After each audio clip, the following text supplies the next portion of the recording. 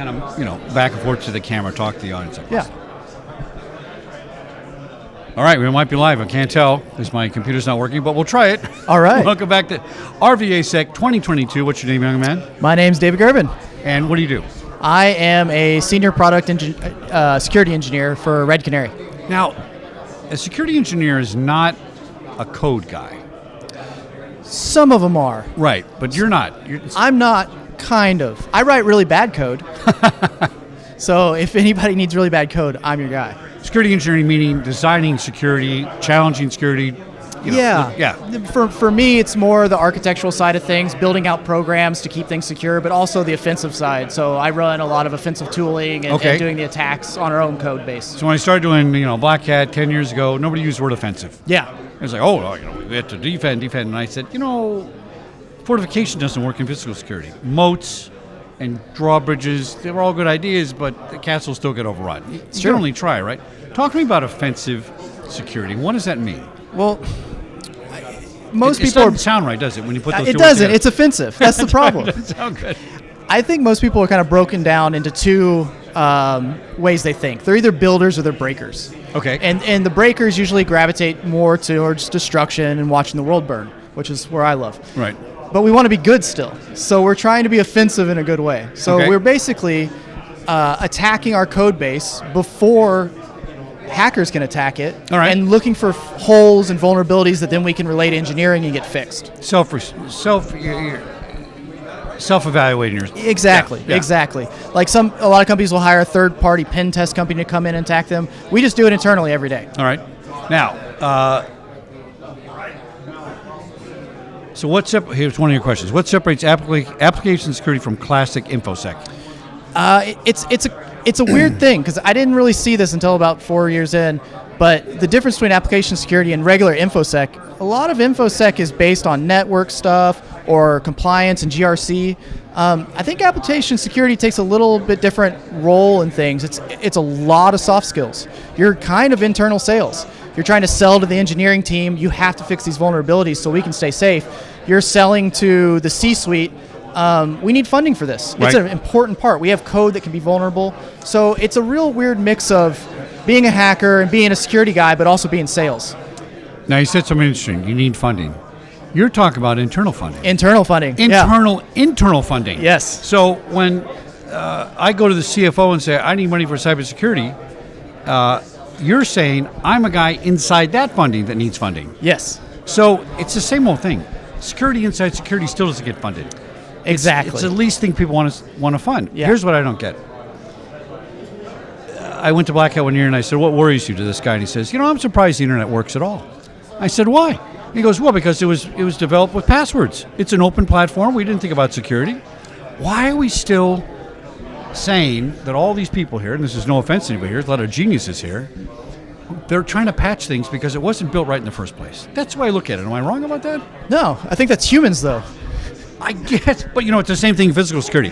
To me, it's like I'm going to go build a house, and I'm going to get it completely finished, and the last thing I'm going to put on it is a door and a lock. Yeah. After you move your furniture in. Yes. Then I'm going to do that. Yeah. Nobody would ever build a house that way, but we build systems that way. I don't get it. I don't think we anticipated how man could be such a bad actor.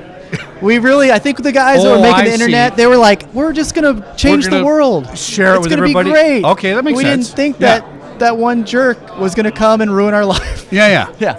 All right.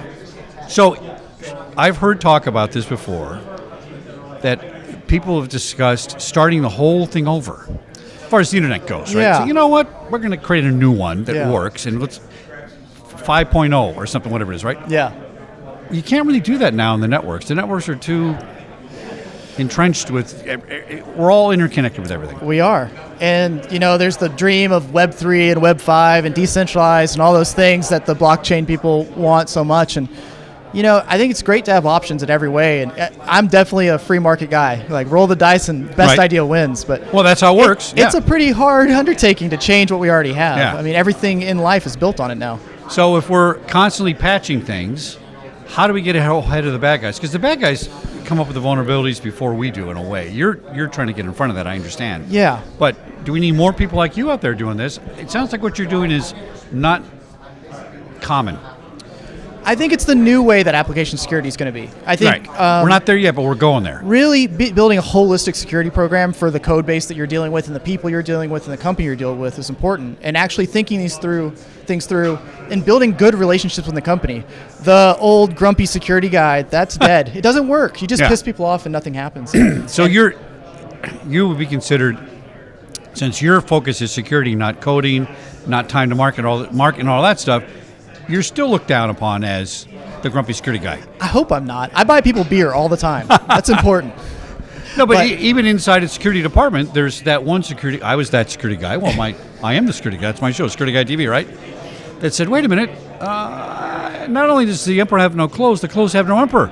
We got to stop and think this through, and you just get slammed. Yeah, it's true. I luckily work at a company that the CEO and the CTO and everybody else is very security minded. So it's a lot easier for me. I mean, I get to basically like reap all the benefits of their hard work and then talk about how good I am. But the reality is application security, product security people have to be business focused. If you're jamming up the business, you're not making money and your company's going under. I agree, and it's a time to market argument. Yes. I totally get that. How much more, no one's ever been able to answer this question. How much more time does it really take to bring you in and say, all right, when we start, let me check that code? It's not years. Yeah. It's not months, is it? I'd say it takes a good year to start to introduce an SDLC, which is a secure software development lifecycle. But how long does it take to fix it and patch it? Maybe another year to mature it. What about fixing and patching? You're going to do that constantly in your It depends. If you have one basic code base and you have a few patches and it's not going to break everything, that's not that big of a deal. Okay. If you have 45,000 things you have to patch, I guarantee you half of them are going to ruin someone's day. It's just almost endless problem. But I think the difference is you have to build programs to get ahead of it, like we're talking about. Right. Instead of thinking like, oh, we just have to patch this, we shouldn't have to think about patching that because we should be building this code base where it won't be affected by upgrading that Docker image. If we can do those kind of things, we're getting ahead of the problem. You got to monetize yourself. As soon as you can make money, then they're going to beat a path to your door. That's the whole secret. It is true. Good to meet you, my friend. Thank you so much for having me on. Give us your website one more time. RedCanary.com. All right, excellent. Back Thanks, to me guys. here at RVAsec 2022. I forget what conference I'm at sometimes. I'll see you guys in a little while. All right. Excellent.